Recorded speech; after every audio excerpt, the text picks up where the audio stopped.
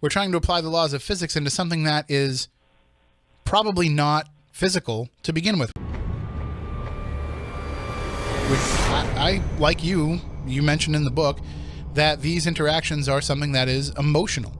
And I think that that's what a ghost is. It's an emotion. In the same way you can't measure love or measure fear, but you can kind of pick up on some environmental impacts that those emotions have, but you will never actually be able to quantify them directly. And I think that's what we're dealing with ghosts, and it seems like you feel the same way.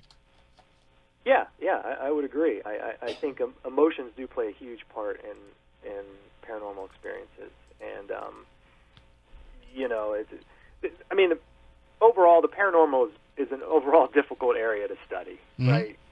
Because you can't do it in a logical, scientific way, in a way, because these experiences are erratic, they're episodic, they're poorly documented, they're random, they're not repeatable at will.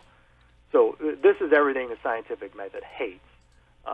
So we have to think outside the box. We have to get nonlinear with some things, and we have to really take into account emotions, because it's the one thing that you usually see a lot of times when it comes to these paranormal experiences. There's usually some type of heightened emotion that's going on. And it seems like as the experience is happening, the experience takes place, the emotion in the room obviously becomes more charged, and that's feeding into the activity even more. So when I see it all the time when we do, our paranormal ghost events that we do as fundraisers for historic haunted places, we bring people into a room, or we have people in different rooms. Something starts happening. Everybody comes running into that room to see what's going on. The activity gets really charged up, and then after a few minutes, it starts to dissipate again. And you would say, well, why is it dissipating if you have all these people in there and all this energy that it can draw from? Why does it go away so easily? And I think it goes away because people are just becoming more acclimated to the experience, and it's no longer as strange and unusual, and so that's kind of depowering it a little bit. That's an interesting perspective. Well, you also mentioned too, and we've only got about 3 minutes before we have to take a break for the news, but you mentioned that you feel a person has to be there to perceive it for it to happen.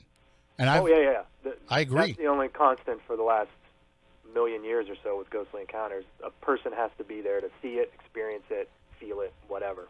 So people are really the only constant when it comes to these experiences. Yeah, I agree. And then the skeptical person says, well, what about all the security camera footage?